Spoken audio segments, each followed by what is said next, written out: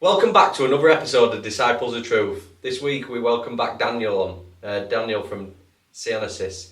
It's not in studio today, it's alive and it's pre-recorded, but it's talking about a lot of topics that are going on in the world right now, and I'm hoping that you can take some knowledge from it and implement it into your life. Thank you for listening. Please like and share.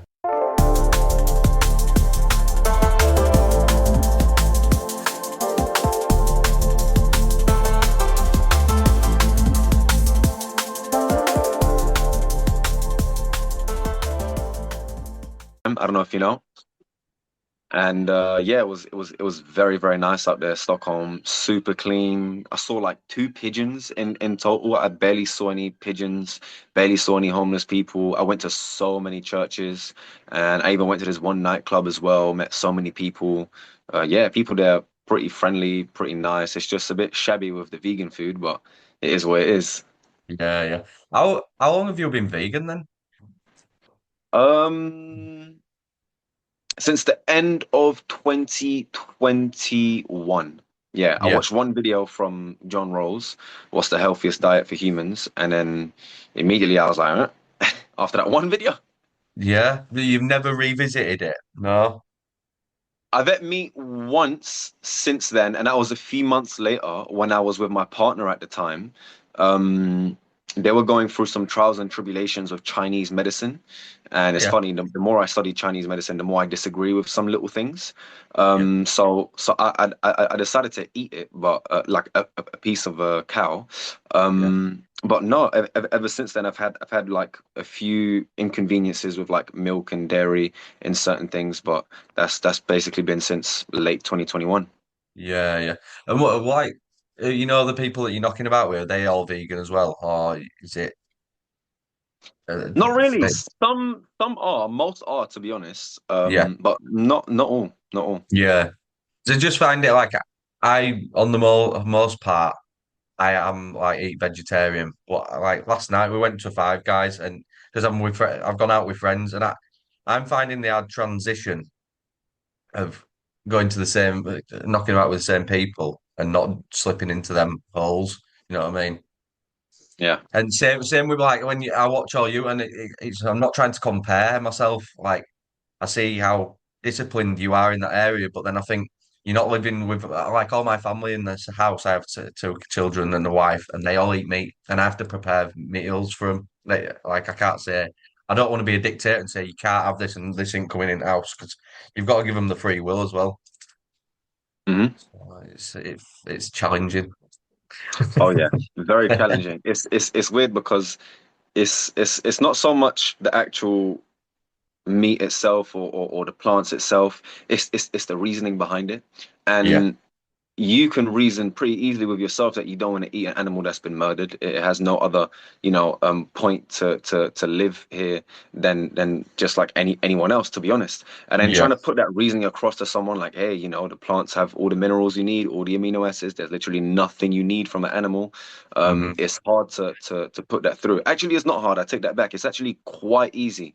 It's quite yeah. easy for someone to realize, actually, I don't need this, but it's one of the two forms of ignorance that I've learned. It's grasping and aversion. Yeah, yeah.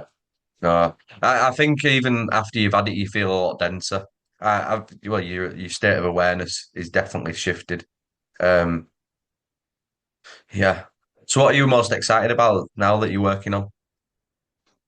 My website and giving people astrological readings and helping people to break out of the 9 to 5, doing like mini readings for people and help guiding them into a place in life where they don't have to rely on this matrix, as people call it, for money, for sustenance, and to base their whole life and career around something. Because if you think about it, the whole education system is a very undermining thing. People go and get degrees and graduate for something even more and more specific. It's like you pay so much money to work an even smaller role in society, so you have what's called specialized knowledge, which is good, but I feel like within the matrix and doing that for the government is a big trap. So Yeah. I'm just happy I'm helping people break out of that and be themselves a bit more. Yeah. What's your take on like I've just seen the video recently today. they were talking about, obviously, like Apple's bringing out the digital ID, that you have to have it on that, and then obviously the form of the apple and taking a bite, and it's like the analogy of um, eating from the tree of knowledge, the forbidden fruit. What? How do we like? Are we gonna have to go through this stage of ditching iPhones or ditching the smartphone and going back? How do you see it playing out? Interesting. That's a very, very good question. So a lot of people recently have actually been going back to 2G and 3G phones. Yeah. And it's quite interesting to see that. But people must remember that as technology advances, do you know how easy it is? I can do it. Anyone can. You can. Do you know how easy it is to hack someone on a 3G or a 2G phone? It's actually silly how easy it is spoofing and all of those internet things. So I don't think it would be wise to essentially go back in time and use what we had before in terms of Hmm. those phones. But I Yeah. can see exactly why people would want to do that. One thing I do highly recommend is for people to stand your ground when it comes to technology. And I think 5G, what we have right now, is enough because I'm pretty sure, as many people are aware, the higher the generation, 6G and 7G, the more harmful that is because the more radiation that emits and the powerful, the more energy it costs, the more powerful the impact on our brains is. So I feel like we need to stand our ground and hold on to things like applications like Telegram, Rumble, and those are thriving right now. Free speech in those are thriving right now. Even school.com, where people have the ability to share whatever they want without It's being growing. criticized, judged. Yeah, it's amazing. And I feel like a lot of the time people go and get like a 2G phone or a 3G phone and stuff out of fear because of this digital technocracy that's coming. And it is coming and it is going to shape our worlds. But there has to be a limit. I think right now where we are, if I can video call someone in Japan and I'm in London, that's fascinating. I don't think it Yeah. needs to go too much further. I don't think we need to get 6G, and it's quite amazing just having that as it is. We can connect to so many people across the world. Yeah. Yeah. Interesting. Like I've been saying to a lot of people for a while when I got into all this, and the guy was saying about the fourth industrial revolution. He says no one's talking about it. That's what this is, and he says like it's not. It's kick-started in Asia, where the robots and AI and drones are far more advanced than what it is here. And I've seen a video last week of you can pick up a robot for 1,600 quid now, and it's 3 foot 5, and it can do most of the tasks that you can do. And I'm like the job sector's we're gonna take a massive hit. But this is where I see where the digital ID is now, is if we're not complying before all the robots come over, because that'll just take us out of workforce and you won't have a choice because you'll already be enrolled in the digital ID and you like the universal basic income will be like your tokens to shut the fuck up and get out of the way.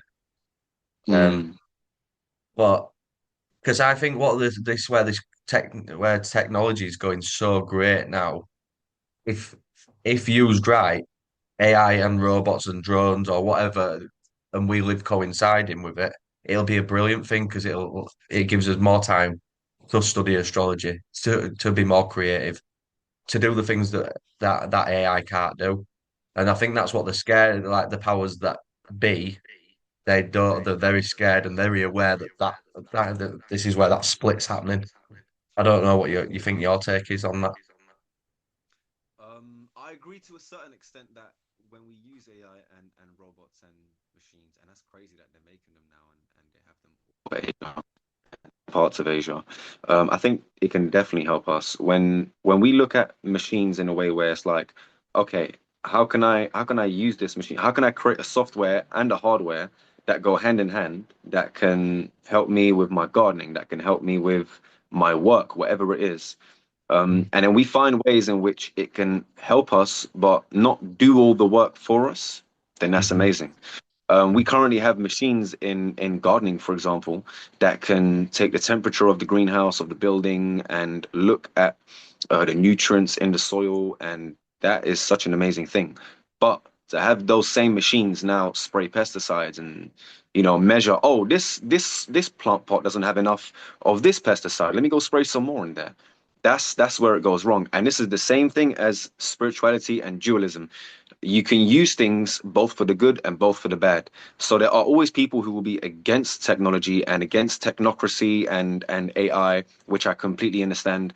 But there's also ways to use it, for example, how we are now, Hmm. to spread good messages and good words. So there's definitely an agenda with when it comes to policing, in specific, because the Yeah. whole point of the digital ID, that is the foundation for a software inside a robot to recognize you and to treat you as that digital ID, because that digital ID will have a number, it will have a code, and that's the code that the robot will see. The robot Mm. won't see Dionysus, Danny Abreu. The robot won't see Craig, Disciples of Truth, and it won't understand all the philosophies and theologies that we discuss. Instead, it's just going to take that number and associate very few words and things with it and treat you based on that. And I think that's a very dangerous thing. No, it is a Yeah. very dangerous thing. Yeah. And what are steps that you're taking back, because I see a lot of people talking about taking the sovereignty back. Is there any steps that you're doing to take your sovereignty back? Like,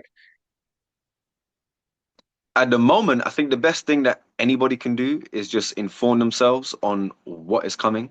So I've spent some time reading about what this digital ID is and how they're implementing it within the school system now, and they want to implement it within a few days actually, and essentially give children a digital ID through their primary, secondary, college, and then university years. And if they go into social care or social work, I think the best thing we can do right now is inform ourselves.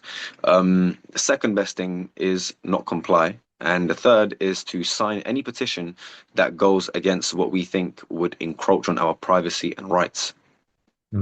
yeah, interesting, interesting. Yeah, because you see so many different people. I've seen Indigo Child saying the more that you sign these petitions, is you're giving them the backing to take it to the bank and say, look, we've got uh, so many people that have petitioned against it, so we've got some legs to give it to get it over the line. So it's hard. And I think that's what's so confusing with social media is you're getting all these different opinions out you at once. It can be very confusing. Another topic I wanted to go on today is what about spirituality and like the spiritual, um, where is it going wrong in the groups? I don't think it goes wrong in groups. I think it goes wrong within individuals first, and then Yeah, ultimately the groups. yeah, I don't think much is going wrong, to be honest. This is the cycle as any other, and people are bound to go wrong, and actually we have to go wrong to yeah, yeah, know where to go right.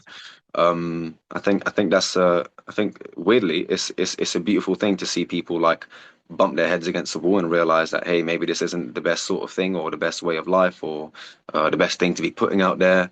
And it is a very weird stance to take, but the truth is if we don't make mistakes, we don't really learn.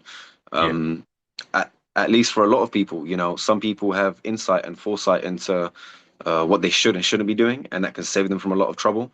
But inevitably, we all have to make mistakes and learn in some shape, ways, or forms. I think in groups, as you mentioned, the one thing lacking from groups and everything is a bit of heart, is a bit of mercy, and compassion. yeah, yeah, yeah. Because it's a difficult one, isn't it? But yeah, I like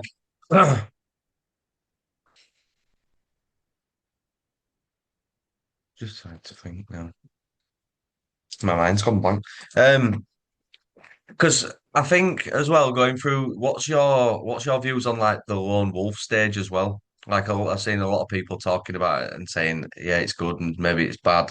Um, I think it's quite necessary that you pull yourself away sometimes to go inward and really see where you're at.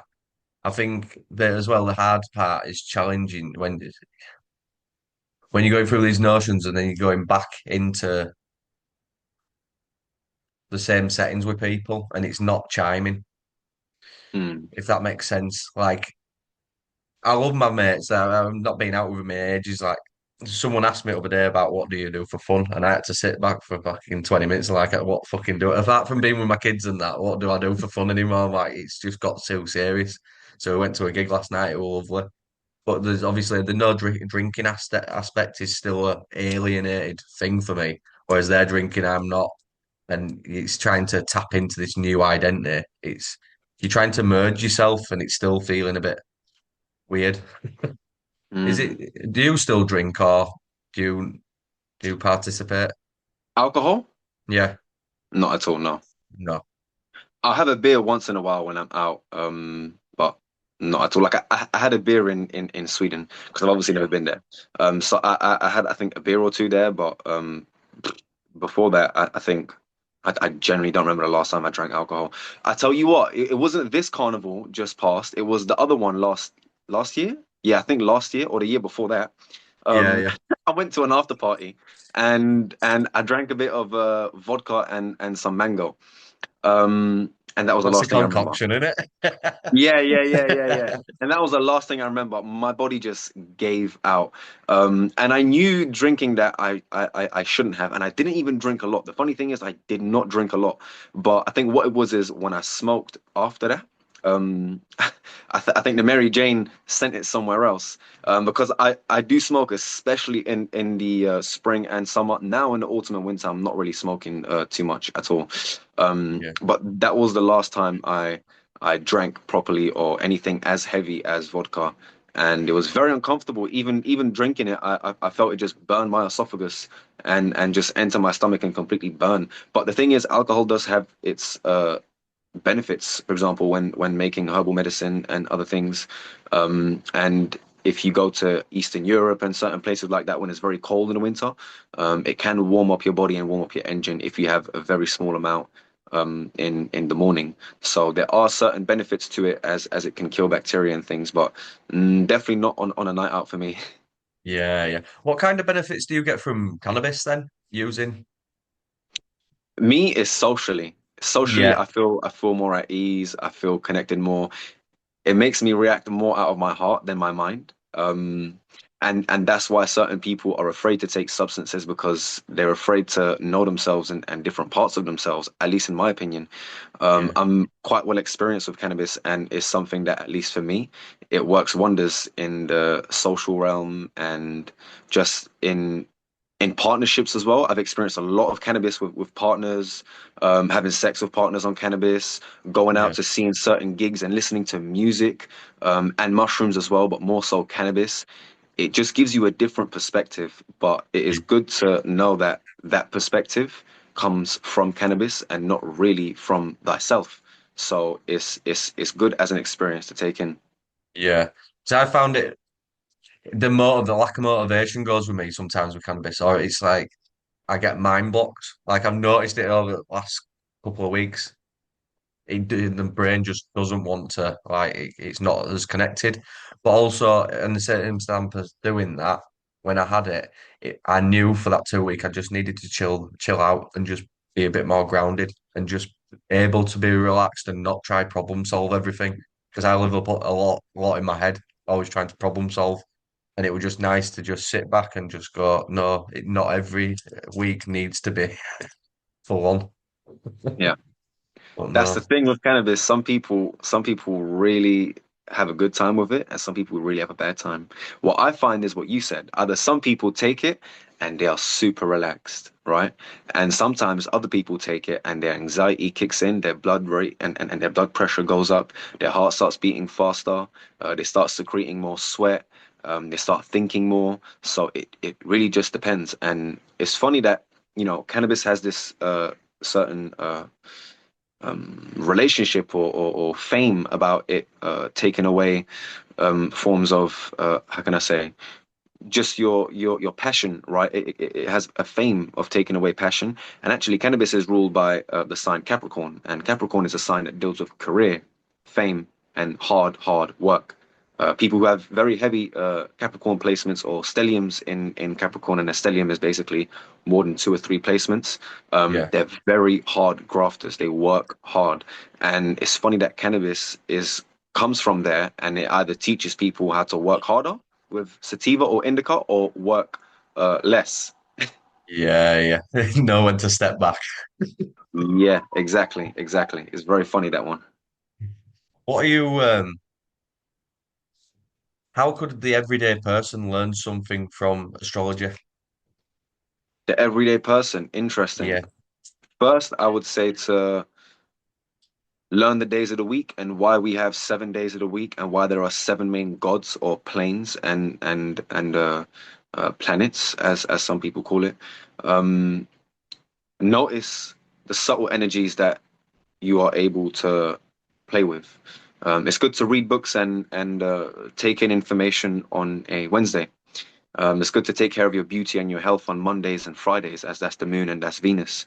And like with everything, it's trial and error. You have to try these things for yourself. I was someone that if you was to ask me 5 years ago, right, or 6 years ago even, what is your astrology sign? I would tell you broccoli, asparagus. I'll give you something stupid on purpose to try and take the mick out of it. yeah.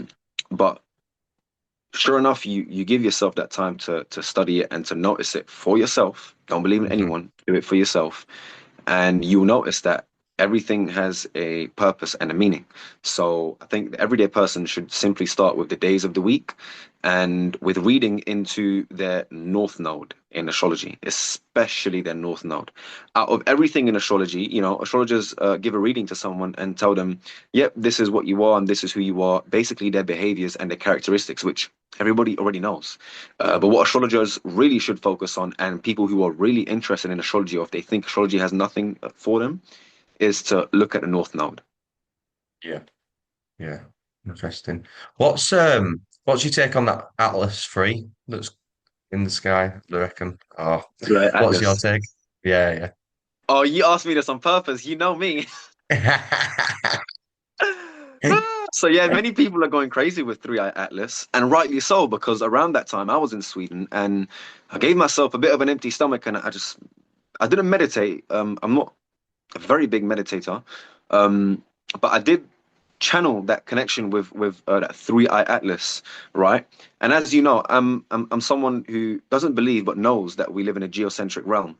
So seeing a lot of people talk about Three-Eye Atlas as if we live on a spinning flying ball is interesting, but it is essentially what many people have always said, that it is a being. It is a being, and it came closest in its perihelion to our realm. I think it was on the 29th of October or something, if I'm not mistaken. So it is a being like many others who have a purpose and have a mission, and people can deduct exactly what it is through Atlas, and how it affects us, through simply studying the changes. So I'm certainly not someone that believes it is something from outer space in a vast plethora of nothingness and somehow coming close to us. It has a meaning, like all things, and it's very interesting to see people wake up to the fact that it has an effect on us. Yeah. How long's this Mercury retrograde going on for? They only last about 3 weeks, but we have what's called a shadow phase. Yeah, So on the 21st of October is when the shadow phase began. yeah, And it will end somewhere around the 19th of December, if I'm not mistaken, or just or the end of this month. Its full retrograde will finish, but like I said, it's about a week or so after that until its shadow phase leaves us. So about, I think the second week of I don't know when exactly, but I think in the second week of December is when we will be fully out of that retrograde business. yeah, yeah. But I know we're both Virgos, aren't we? And I remember you saying the other day, get buckle up for February will be an hard month, and I'm like, oh please, it's gonna come again because you said in I know October were a hard month. It were brutal. Yeah, yeah, yeah, yeah, yeah. October was a tough month. I made a video about that, and a lot of people resonated with it. Um, and it's funny because, like I said, a lot of the time an astrologer will tell you things that you already know. But when an astrologer or someone who practices divination of any sort is telling you that, it's more so to prepare and to keep in mind that yes, this will be a hard month, or yes, it will be an easy month. So on easy months, you prepare for hard months, and on hard months you prepare for easy months. You take it gentle on these hard months, and you remind yourself of what your purpose, your mission is, and you prepare in advance. That's the best thing.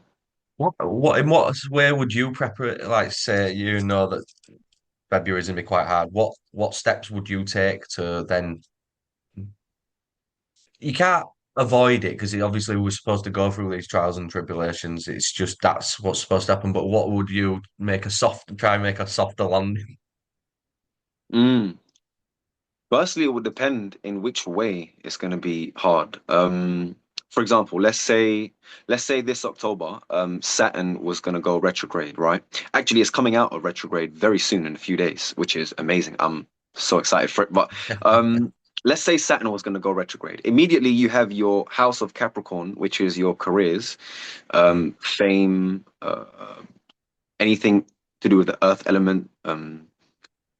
Food, perhaps, even though food is a bit more Taurus, anything with the earth element, and anything related to Capricorn with fame and career, you're Hmm. going to have to plan things in advance. So plan what it is that requires a lot of structure and foundation, and that's what Saturn rules in advance of that retrograde. Um, and be aware that you can plan for certain things, but other things, for example, Saturn rules the father and the grandfather of the family. So it might be wise to maybe plan some things with those figures in life, but you also have to accept that random things may happen with those people in your life Yeah, or parts of yeah, your chart. yeah. And I think it's really great that you were covering the other day about these families, and there's a lot of people going through family dynamics, and you can see it across board. Everyone, like every conversation you overhear, but I think there's so much learning and lessons that we're all going through that's being shared. Like I know in my family, my dad, they go transition to being retired, and they're starting to learn so much more of you and your children. It is a beautiful thing, but there's so many dynamics within a family as well. It's interesting, isn't it? Yeah. What kind of feedbacks have you been getting from people? I've been getting mainly I've been getting feedback from women who are struggling to deal with their male partners. Yeah, And funny enough, several women have reached out to me asking for advice and everything on how to deal with a child in between them. And it's funny because Jupiter is right now in Cancer, the sign of the mother. And even though it's retrograde, when Jupiter is in Cancer, it's exalted. So women right now are having an abundance of energy in taking care of their children, in taking care of their little ones around them, the land, the home, and they have very good energy for this, right? So yeah, when we have Saturn in retrograde at the moment, and even if it wasn't in retrograde, when someone does very well in something, it's easier to notice what doesn't do well for the things that they're doing well too. yeah, Does 100%. that make sense? Yeah. You also see, yeah, you've seen a lot of shifts in relationships of people just going their separate ways because they're not aligning, or it's like the veil's been lifted of they've not got so much in common, or someone's going one way and others going other. Um, Oh, that's going to happen in the next 2 weeks because Mercury is going to go from Sagittarius retrograding back into Scorpio, and Scorpio is a sign of secrets and sex. So I'll just leave it at that. that'll be interesting times and what. Intense. What are you most excited about then? What kind of transformations are you seeing with your students that you're teaching? They're being more open-minded and more Yeah, open-hearted. I'm someone that likes to have a very open mind and a specific type of heart. A heart that is righteous, and loyal. I've actually helped several people transition from eating animals to eating plants, and they are continuously telling me how messages come to them, whether it's in the form of family members saying random things, or numbers, or astrology, or divination, or anything. One thing I'm proud of and that I'm seeing a lot, especially in the people in my school, is the fact that they're not going against anything that I'm sharing. They're not going against anything. And sometimes when they do, they approach it with sincere questions. And I think that's a very good thing, is that people are now more than ever, even though this is the age of Aquarius and Aquarius rules the superconscious mind or aspect of our cells, people are learning to be in touch with their hearts. And I think in times like these, when everybody is so science and fact based, um, people still have that ability to come to someone like me or yourself or other people and have a generous and open heart to learning things. I think that's the best and the biggest type of transformation that I'm seeing. Yeah, but it was yeah that openness, isn't it? And I've realised as well, you don't need to. Sometimes you're waiting to be asked how to help them rather than trying to ram it down the throat. Mm, Because that's been one for me. And then you seem to have the right people that come up and are more inquisitive anyway. And that's a beautiful thing, isn't it? Um, have you started optimizing school, the app? yes, yes, yes. I've Yeah, started. I was with Patreon. Patreon? Yeah, I was with Patreon first, and now I'm with school, SKOOL. yeah, man. And it's quite amazing how you can pretty much compartmentalize different courses, videos and writings and blogs and different things on there. Yeah, You also have the ability to do live videos, so I quite enjoy that. And I didn't know why I didn't go into school first, yeah, but I'm quite happy with that decision, because there's somewhere where it actually is like an online school, yeah, and I constantly DM people in there. They have questions about the type of videos that I post that probably wouldn't be allowed on YouTube or Instagram. You know, these are documentaries and things that are made by people like myself who study the occult, who study esotericism. So talking about certain things on the wider internet perhaps isn't a wise idea, or a wide idea, but it is it's pretty interesting to see how much control you have over what and how you're teaching on school. I like that. yeah, yeah, yeah. It's fantastic. What have you ever looked into doing like children's books with bringing astrology into it? Because we've just taken my daughter swimming this morning, and she started writing books for people with disabilities. That's not commonly known. Like a lady had got a young girl had got one arm missing, so she's written a book, something about Lola, and she says it's really taken off in America because they've all resonated with it. And I thought it's what a great way it is to try to start targeting the young minds. Obviously, if you can do that and you can open their minds up, that's about opening the next generation's mind, isn't it, Mm. to new possibilities. It's funny you mentioned that, and you see this Jupiter and Cancer will push people towards, okay, but what are we doing for children? Yeah. I have a friend that lives and resides in Mauritius for about a year now, and it's funny studying astrology because you see it. She contacted me and said, "Hey, would you be okay with doing like lessons for my little daughter, talking about geocentrism, astrology, and veganism and other things?" And I said, "Of course." And now you're asking me this, and a few other people have said the same thing to me about. In specific with books and children, because up until a child is 7, their brainwave is different. And it's funny that the Yeah. Jesuits have a very famous quote saying, "Give me the child until he is 7 and I will show you the man." So now we have the alpha, beta, and theta waves that we're able to measure. But how are they measuring that a few hundred years ago? So these are instruments of occult science and occult knowledge that they were grasping on and that they still have, in which we are now able to see actually it is important that we give books and literacy and information to our children, so that we pass something on. We put something in their mind at a young age that is pure, which is astrology, the science of light. Yeah. It's planting the seeds, isn't it? That's the whole part of it. And then they go and discover their own little ways of because when I think we briefly spoke the other day, Pythagoras, where he were on about it all. Um, and very interesting man, really, wasn't he? Because you couldn't get into his schools if you wasn't a vegan. Yeah. I did a bit of research on him, but there's not much out there, is there, on the back end of him? They only started writing about him 800 years after he died, which were really strange. So he must Really have been strange, wasn't it? some kind of a impact, really. But yeah. Mm. Um, what do you like? How do you have fun? Like, what do you do in your free time to connect on fun? Because I think for me, like over the last few years, it's been deep diving, and it's been too serious. And I'm just wanting to know Mm. what you do to release, really.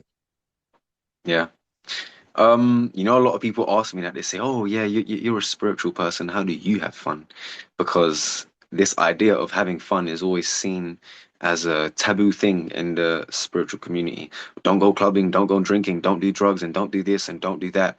For me, neti neti, which is a very old Sanskrit philosophy of not this and not that. So what is it? My own thing.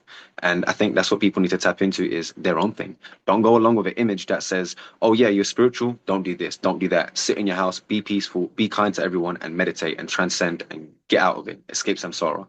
No.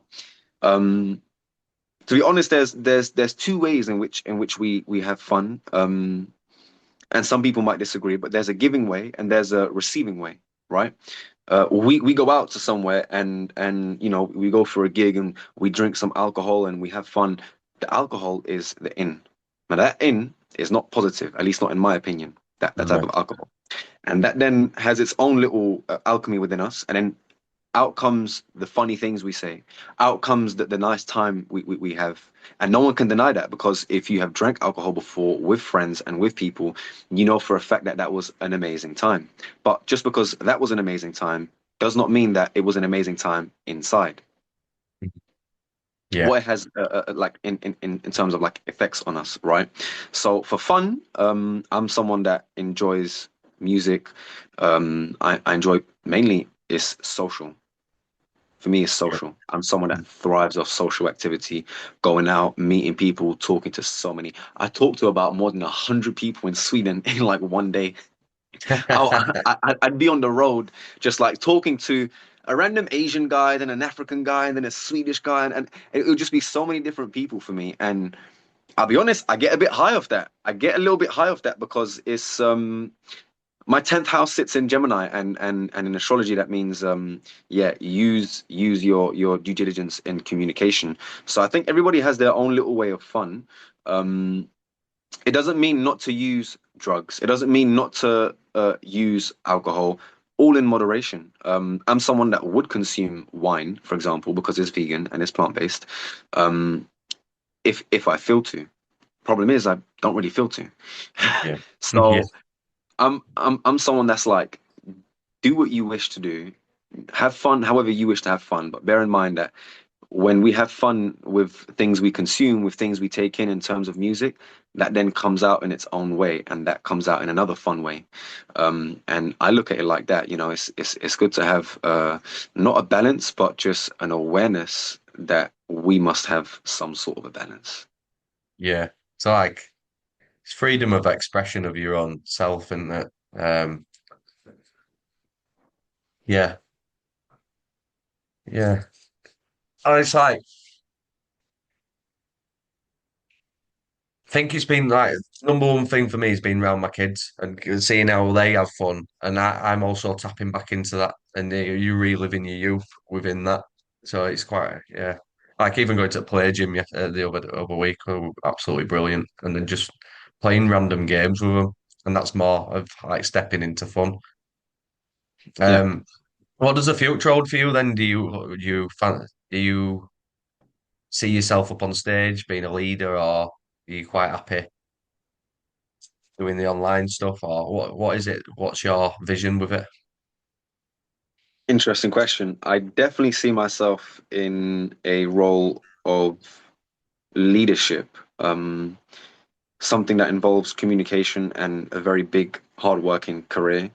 Um, I think I thrive better off dealing with larger groups rather than one-to-one scenarios. I can't really say too much. I'm I'm just happy with where everything is going, and I think it's leading towards me being in a place of leadership and very high communication. Yeah. Do you see yourself staying in the UK then? Or are you just open to whatever unfolds? You know what? That's an amazing question. You see a lot. I see two different types of people. Number one, how dare you leave the homeland? You were born and raised here and everything. How dare you do that? Number two, and I see this from the same types of people, the same people that are British themselves and their whole families have been. Oh, if I was your age, I would leave, Danny. If I was in my 20s, I would leave. Like, plan on doing that. Now, I speak three languages. I speak English, Portuguese, and Spanish fluently, top to bottom, bottom to top. I have the ability to go anywhere in North and South America, Portugal, Spain, and even other places. I could learn a language as quick as I want, if I wish. Now, leaving the UK, at the moment, that wouldn't be a very wise idea for me. This city life and London life, contrary to what many people might think, is actually very beneficial for me. Extremely beneficial for the type of person that I want to become. And it has its ups and downs, as everything and everywhere has. So I do plan on leaving the UK. I was never drawn to living here long term for a few reasons, simply because of the weather mainly. I'm someone that thrives and loves to live off the closer to the sun, but not because of like I don't mind it being rainy and pissing down. I generally do not mind having like 2, 3 months of rain and darkness. What I do mind is not having control over the fruit and veg that I consume. So that's the reason why I want to go into having my own space, probably in my island, on my island, perhaps somewhere in Spain, Portugal, South America. At the moment, I do not know, but there are very interesting programs that Portugal is offering for people like myself who would like to move there. So perhaps somewhere along the lines of that, because Portugal is ruled by Pisces Yeah. There's a lot of land up for grabs over in Portugal, isn't there? a lot. Yeah, Yeah. I plenty. seen Indigo Child, he were auctioning a lot off. And then I've one of the ladies who came on, Leanne, she's going out there. She's gone and done a off-grid retreat, and she says it was that good. She says she's moving out there next year. She says it was just phenomenal, the people that you're meeting, and that's it. It sounds so exciting, really, doesn't it? Everyone bringing their own bit of the magic to it. Yeah, yeah. Portugal's amazing, man. And I've only visited Portugal when I was very little, in a few places. I think Lisbon and in the north. And studying and seeing everybody there now, like Pineal Foundation, Indigo, it's a place where it's becoming highly spiritual, and the vibration of Portugal has risen over the past decade tremendously. And I've seen a lot of astrologers and divinators say that Portugal has a pretty low vibration, and I could agree. It has a lot of Masonic and Templar influence, which in some areas and ways increase the vibration, and in others decrease. Um, but nevertheless, it's a land that is ruled by Pisces, highly emotional and highly spiritual, intuitive. So people who are of a water sign, people who are of an earth sign, and Pisceans themselves with heavy Piscean placements and their north node in Pisces, that is an amazing place to go, because the land and the soil there is good for the most part, depending on where you are. And people that you find there, there's a lot of vegans out there. There's a lot of people doing interesting retreats there. So it's definitely somewhere I could potentially see myself living in. It sounds good. I know we touched on it a bit last time about Freemasons. Do you believe that there's Freemasons with good intentions, or they've all got bad intentions? The Freemasons with good intentions don't have power, the same type of power as the Freemasons with bad intentions. Yeah. So once they get to the point of where the power sits, something changes within. Oh yeah, Yeah. 100%. I, I found it interesting because even when you sign up, you've got to claim an oath that there's a new leader and you're not really told who that leader, like what you're following.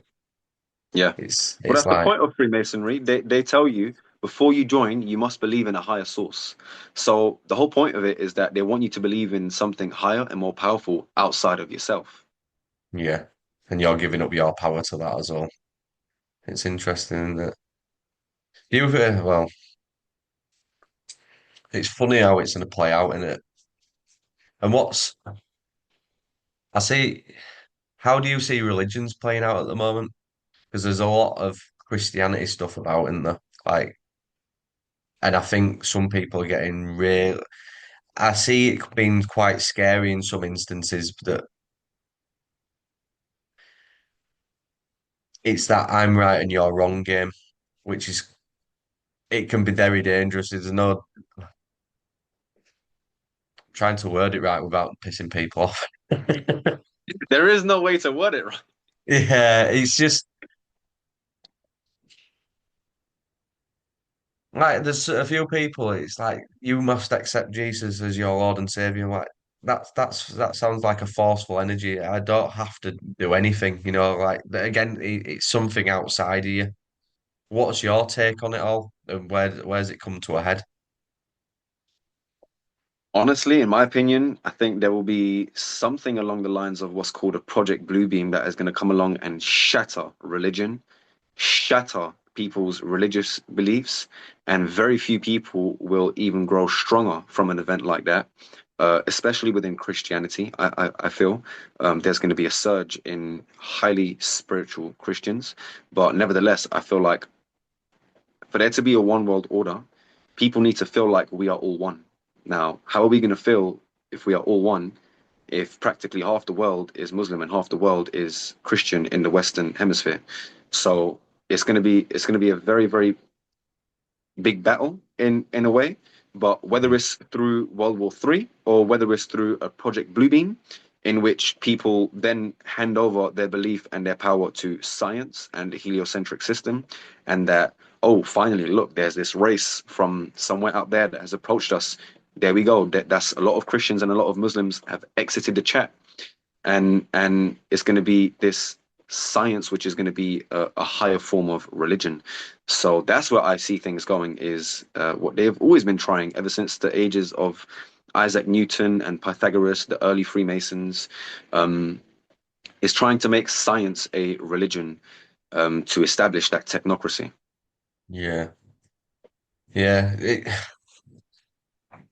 Because we went to a concert last night and went to see Dead President. They're very political in how they talk, and they're like, "Fuck Trump, fuck this, fuck that," it's and they're like, "Malcolm X is good." Yeah, but again, they were Freemasons within it, so it's like, where does it stop? We've got to stop putting his powers into other people and start realizing that we are the change within it. I think in Italy at the moment there's a massive strikes on where they're just refusing to go to work.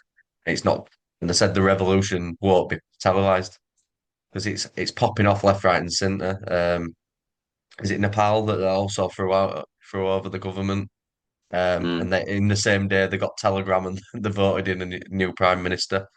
yeah, But the power is there to be overturned. It's where how much are we gonna tolerate and how much are we gonna stand at the gate and say no, this is it. We're not taking anymore.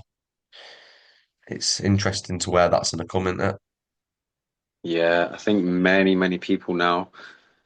There's been this shift over the past 2 months, at least for most people, where we had the whole Charlie Kirk and everything happening. It was more of a collective feeling and energy.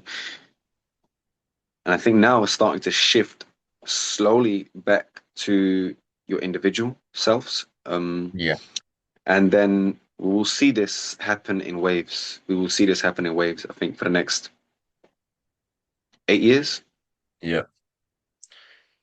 Yeah, because my mind now, I try not to focus on all the things that's going out of my power. Just I'm trying to think what we all need to do is step into the person who we need to be, like get the credentials right. Like I want to do lead, I want to be a leader. I want to be at a point of where we've got our own businesses, but it includes community and building up and letting children be who they need to be. But to have all them credentials, I haven't built on that character yet, so I'm starting to put the work in behind the scenes. And I think I listened to someone the other day said the confidence doesn't come at start; it comes through your trials and tribulations and your mistakes that you're going to make on the way to being that person. And I think so many people are scared of taking them steps, aren't they? Yeah, I mean, it's difficult. It's not easy taking that first step. It's a lot of what is this? Who am I? What's going on? What do I do? How do I do it? Where do I go after? It's a whole new world, as they say, a whole new world. And it's never an easy job to step into that whole new world. But one thing we do have to remember is that if we don't do it, no one else will for us. Yeah, no one else is coming to save you. That's the key takeaway point. Mhm. Uh, what have you got on this weekend? You going? You got one? Um, I think this is going to be a very quiet weekend for myself. It's quite rainy and I love it. Contrary to what people believe, and even myself, I do love living in the sun and in the heat, but it's just amazing being indoors and listening to every single raindrop on the window whilst I'm studying, whilst I'm reading. For example, today I woke up at 7, done my yoga, done my workout, immediately 2 hours of studying, and now this, and I just work so well when it's raining outside because Yeah, yeah. indoors it's like amazing. It takes all distractions out, doesn't it? Yeah, exactly, exactly. Yeah. Well, I think I've covered what I needed to cover because what I was going to do is I had a couple of key points and we were all bounce off each other. So I didn't structure a load of questions together because I thought we were all. But thank you for your time today. And I'm sure we'll have another catch up. Um, yeah, I feel like at the moment since I had that cannabis 2 weeks ago, my flow state just isn't there, and I think that's also a point for me. It's just not to revisit it for a while. Just let it Really? go back. Yeah, I feel like I've lost, like my conversations could just flow or there were topics. It seems like there's a brain barrier. Um, and even like getting out of bed and not like I used to meditate daily and it's been sleeping in, not being able to get to that. So I see that there's the universe going, yeah, you've had your little break with it. It's not for you. Like you need to home in. And it Yeah. feels like a superpower that's gone where conversations and new topics will just roll off the tongue, and well, you can hear it within me. It's not coming through so fluently. Yeah. Do you know whether or not it was sativa or indica and if it was outdoor or indoor? I had it indoor. What they were grown by? It'd have been one were from Canada. It'd have been sativa, I think. Sativa. Yeah. Yeah, but I can't smoke.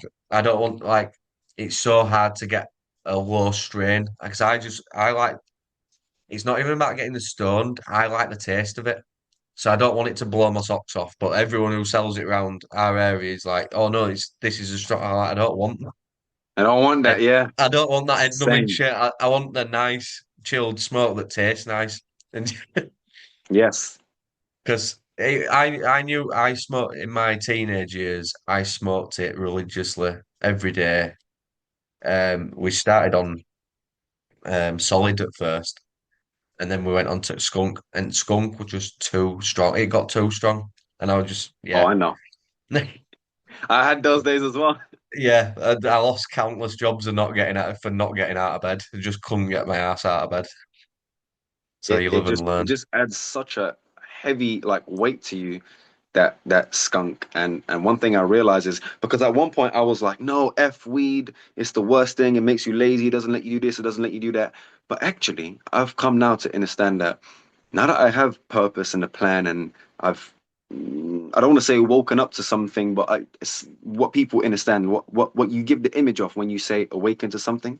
Yeah, It's almost like I awaken myself out of this dream, and it's like, oh, okay, so in the dream, that was me, like getting used by the weed and letting myself getting used by it. But now that yeah, I'm out of that dream and I've stepped into my purpose, it's like I don't even feel drawn to smoke right now. I don't even feel drawn to do any of these things because it's just not that time. But when a weekend comes, for example, I don't want that super heavy, strong stuff to knock me out, and yeah, then yeah, it carries on to Monday, Tuesday, and Wednesday where I still feel it in my system, even though I haven't smoked it or taken it in days. It's like you said, people now are invested and so heavily into this super heavy Cali and indoor grown stuff. What the hell happened to the outdoor?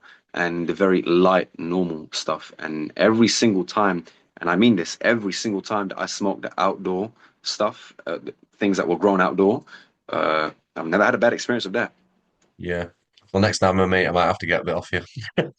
Yeah.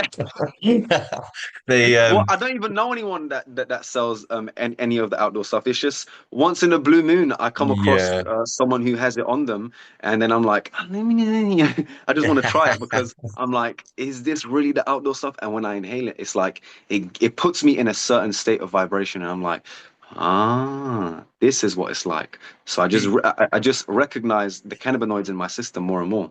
yeah. Do you use it within meditation then? Or do you just use it as a social thing?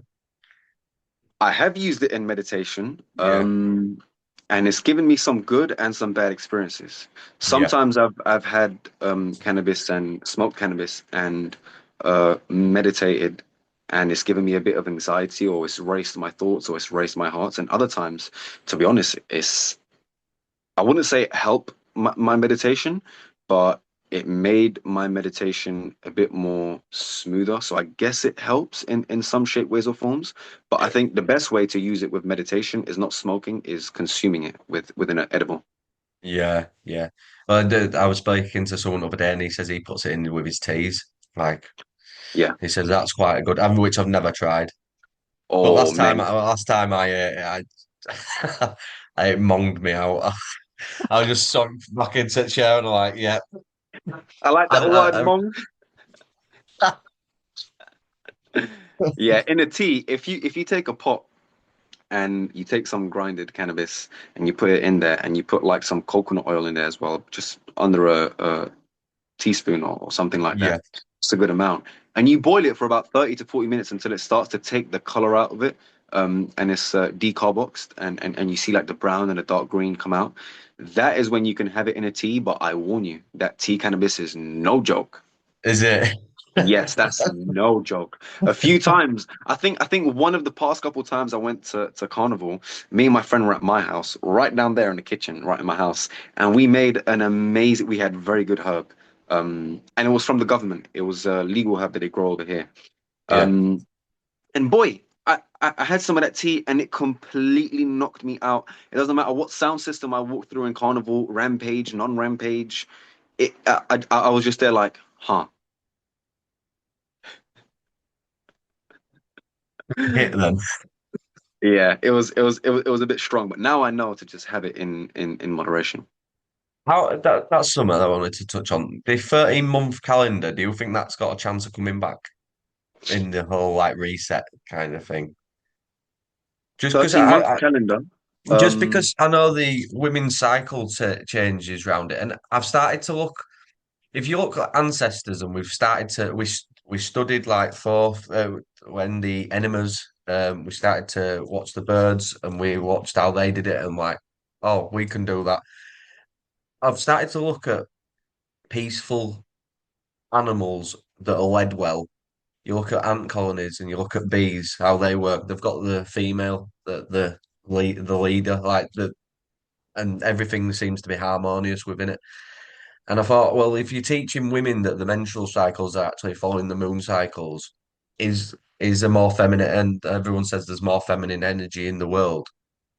Is that where you start to realize we could go back to a 13-month calendar and there might actually be a female leader to come? well, yeah, I mean, it's funny you said it because one of the books that I'm reading and breaking down in my school online right now is called uh, The Light of Egypt. Oh, And cool. it speaks about certain ages and periods of time being ruled by different archangels, and those archangels represent one of the seven planets. So right now we are in the solar years of the archangel Saint Michael, and up until about 2187 is when that will finish, somewhere around then, 2180 or 50 something, and then comes the time of Venus, which is feminine. So Yeah. that is something that definitely will happen. Because we are essentially in a corrupt patriarchy at the moment. And the whole of the past 2000 years has been a slightly corrupt patriarchy. and it's been a very horrible time for women for the past 2,000 years in terms of their rights, and everything that's developed is mainly for men, and it's quite disgusting. So I wouldn't mind for 13 months to come back. What I would say is that there are not 13 signs in the zodiac. Yeah. What is not 13 in Chinese one? Yes, the dragon or the Dogon is in the Yeah. middle, and everything else around it, or some Yeah. some of them have the dragon as one of them. Yeah. Um, yeah, and also Babylonian and Chaldean. Yeah, Yeah. It's interesting, isn't it? But which one do you use predominantly? The astrology chart? Chinese and Western. Yeah. Yeah. In which scenario would you use one over the other? It depends. So if I'm going to do horary astrology, which is basically if you were to ask me a question right now, I draw up a chart based on that question, Yeah. and that would give me the answer to whatever question you ask me. That I would have to use Western or True Sidereal. Um, but in terms of reading people, their energies, their attributes, and who it is that they are as a person and where they fit in the world and what would help them. I think Chinese combined with Western is absolutely amazing. The amount of readings I've done and the amount of books I've read with readings in them have have been beyond precise. It's quite scary. Yeah. Just for instance, like I'm gonna be going and doing a talk next Friday and doing it at Toastmasters because obviously, again, I'm trying to build the character that I need to be. So it's if I looked on astrology and it said not to go to it, what key points would I look for to go to it or not to go to it? So wait, say that again. It said a vial, you said? So like I'm going to a Toastmasters I think it's next Friday. Hmm. So what if you were to look at a placement and it said what would be the standout things that would say that I should go to it or I shouldn't go? In terms of astrology. Yeah, Oh, as in what things you should or shouldn't mention there. yeah. So if I were to look at That's a good question. I mean, it depends. I think if you can show people what you already see in yourself, for example, you said your sun is in Virgo.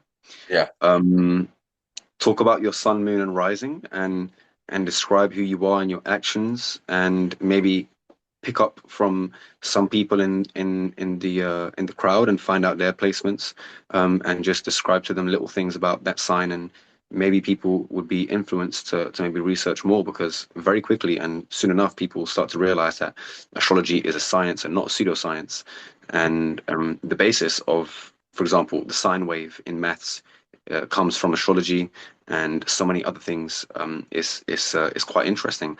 I think since it's a Toastmasters and it's only a one-time thing, keep things yeah, basic, but try to offer some sort of inspiration. yeah, A thing that people miss out a lot is that in Western astrology it's more specific, but in Chinese astrology it's a bit more grand, and it can be more specific. But for example, this is a year of the snake, which is about shedding and endings and beginnings, and so on and so forth.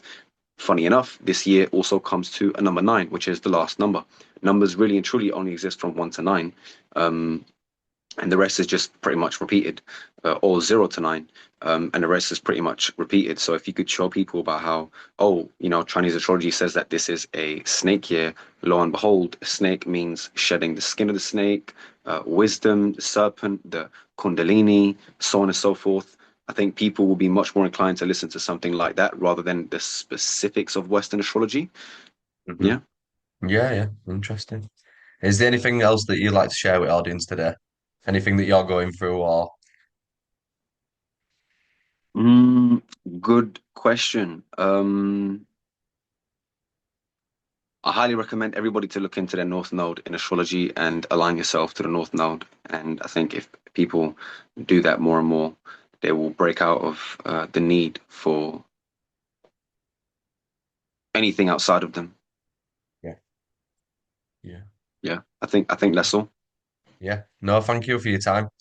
Thank you. Thank you likewise for hosting me. Thank you. Always a You have pleasure. a you have a great weekend, mate. You too, brother. Take care. Take care. Peace out. Peace out, bro.